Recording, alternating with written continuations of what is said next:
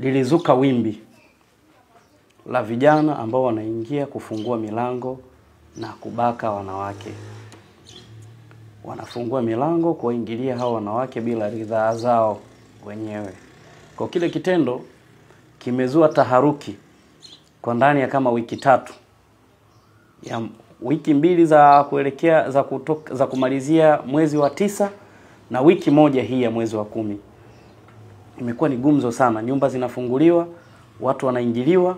Kwa hiyo imeleta shida sana, ikaleta taharuki, ikafikia hatua wananchi wakawa wanashindwa kukaa kwenye majumba yao, hususan kina dada.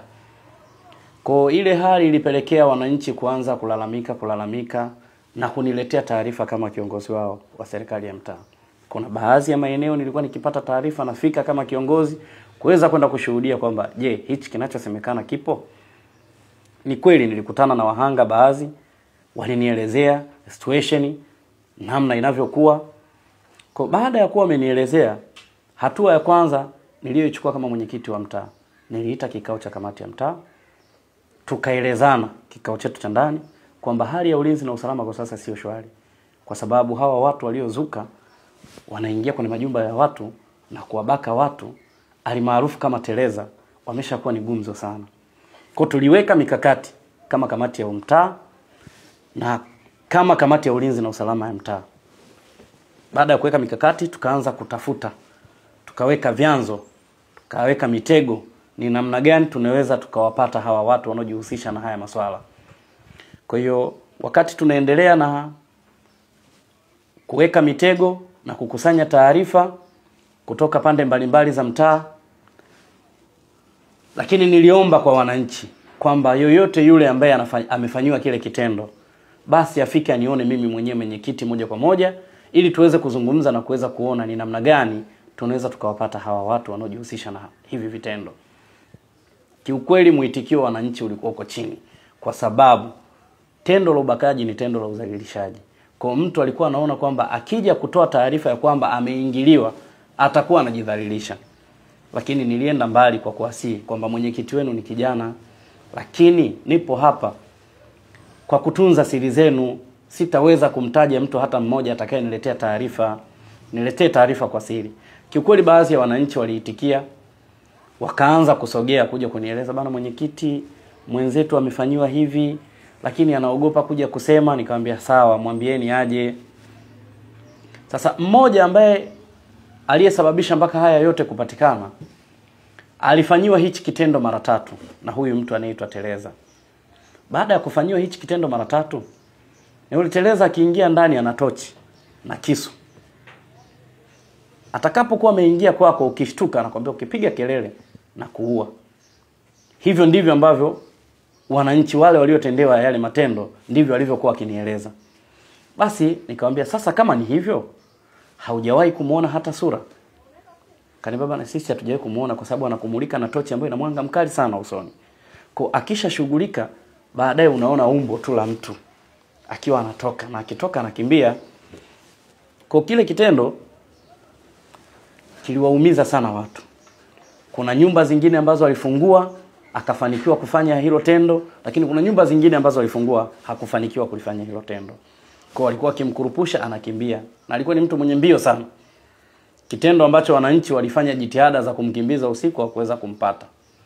Kwa baada ya yule kuwa ameeleza vile kwa rafiki zake walichukua jukumu la kufika ofisi ya mtaa, nikiwa mimi na mtendaji wa serikali ya mtaa Nzuguni B.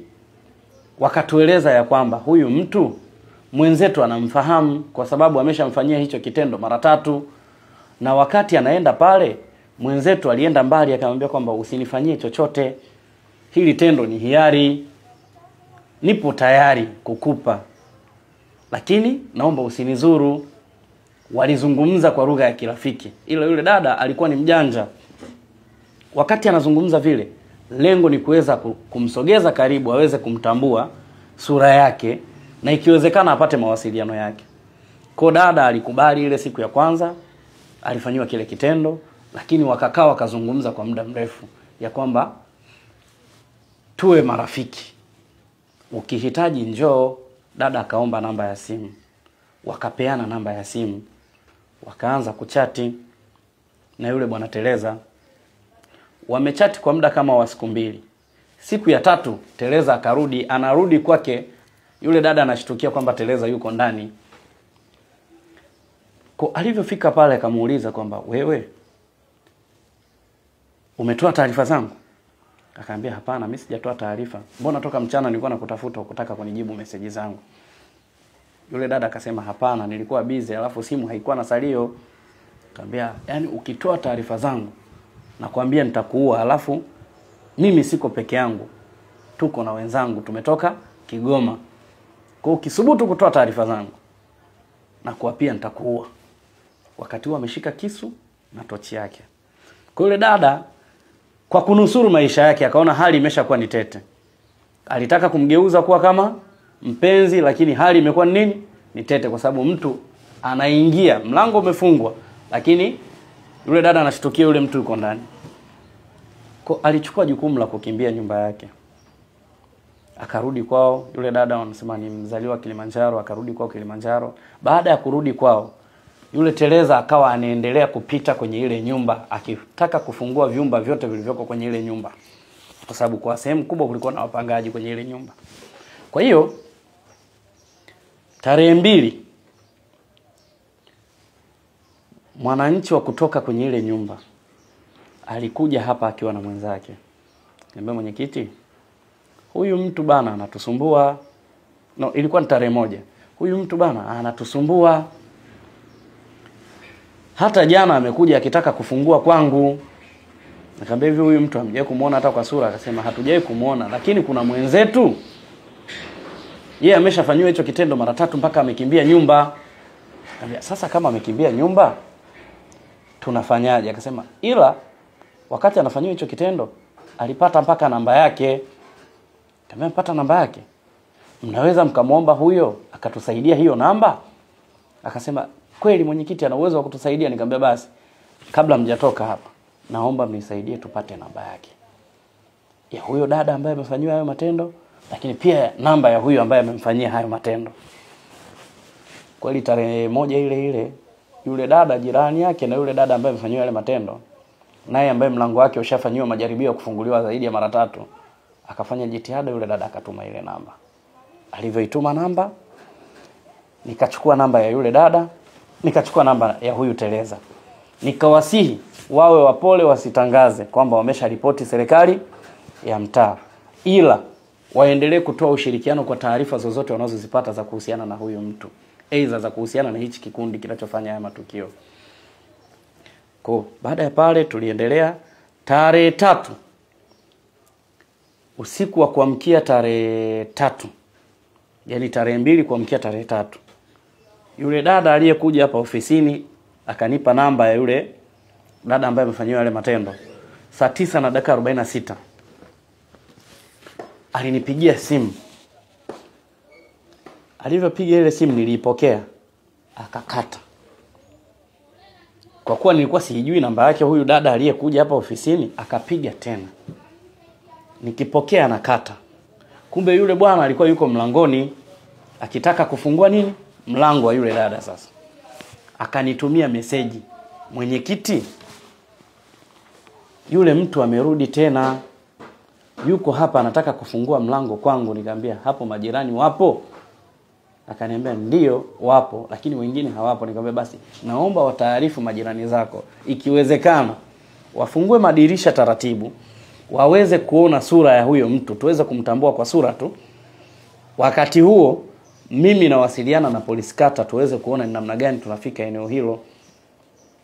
Kiukweli niliwasiliana na polisi kata, naye alikuwa mtaani na mimi nilikuwa mtaani usiku huo. Akaniambia bana mimi natoka maeneo ya shule ya msingi polisi kata.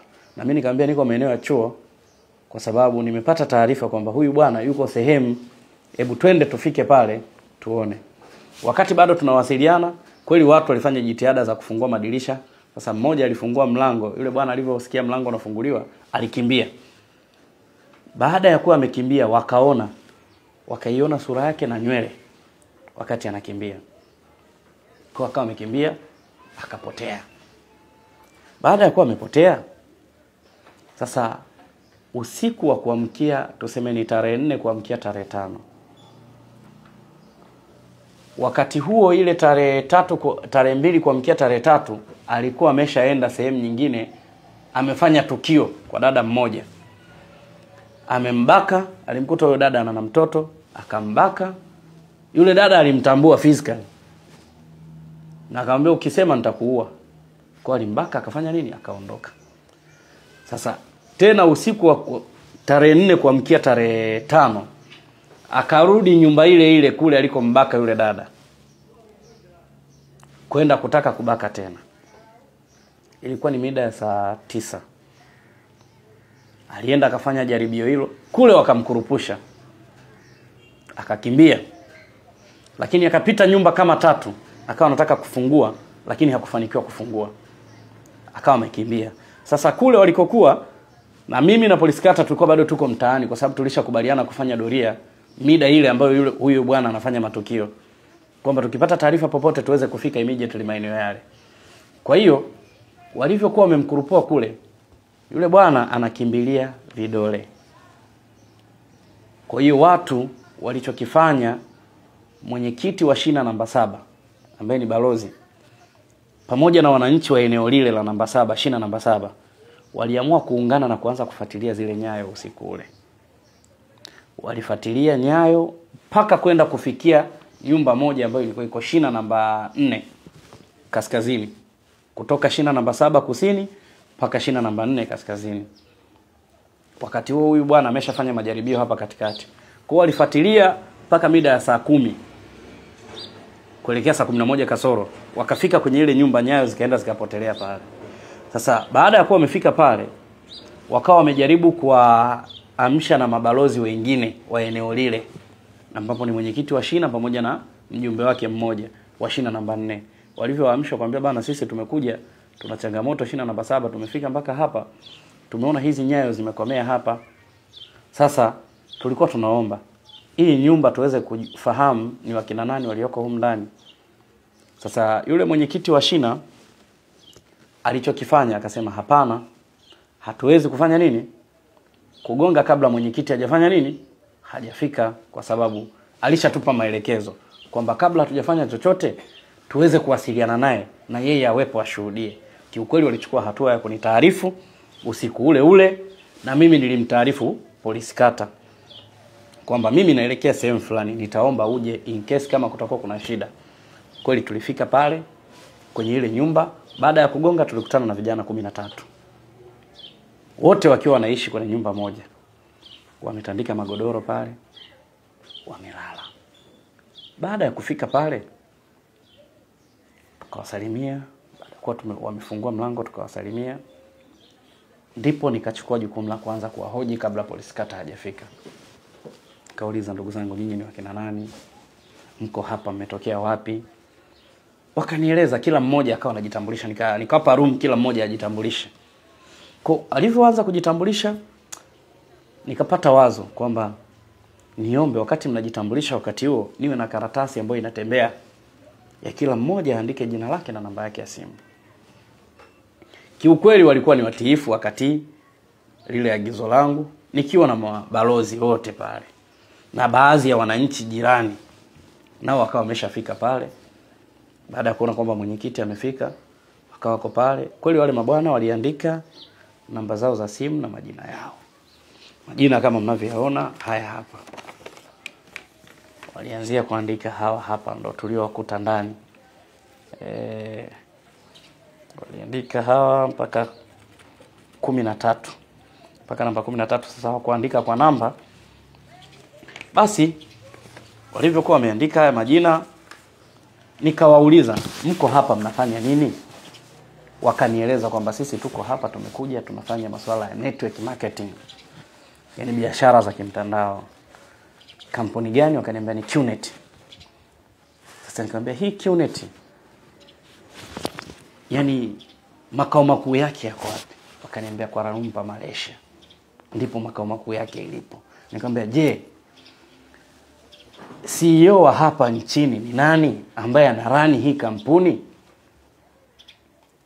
Kiswahili kikaanza kutofautiana pale, kwamba hapa hakuna kiongozi wa moja kwa moja, ila hata wewe unaweza ukawa kiongozi, ukatengeneza group la watu, ukaanza kwa manage, watu wakajiunga.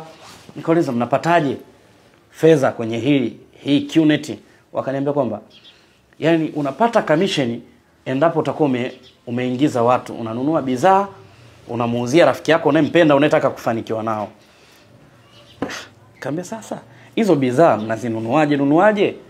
Na mnanunua kwa shilingi ngapi? Wakaniambia bana, tunaanza yani mtaji wa kuanzia bidhaa ya kwanza unaweza ukanunua kwa 3,000,000. Milioni 3. Kwa nyinyi wote mmenunua bidhaa za 3,000,000? Asilimia kubwa wakasema ndio. Nikamwambia hiyo mitaji mmetoa wapi? Hii mitaji tunawezeshwa na familia zetu. Kwa sababu familia zetu zinajua sisi tunahangaika kwa ajili ya nini, ili tuweze kujikwamua kiuchumi, kwa familia zetu zinatusupport. Nikamwambia okay, sawa. Baada ya kuwa nimemalizana nao na wameandika majina wale 13, nilitoka pembeni na hii karatasi. Nikachukua simu yangu, kwa kuwa ile namba nilikuwa nimeshapewa. Nikawa napitia namba moja baada ya nyingine. Baada ya hapo nikaona hii namba imemechi. Basi nikawataarifu mabalozi sasa. Nikamwambia yule mtu ambaye inasadikika anabaka, taarifa zake ninazo na namba yake nilipewa kutoka tarehe 1, lakini nimeoanisha namba mojawapo kati ya hizi imemechi. Kwa huyu mtu yuko humu ndani. Sasa unavyojua sisi ni viongozi. Sio kila kiongozi anaweza akawa na kifua. Miongoni mwetu kuna kiongozi mmoja akatoka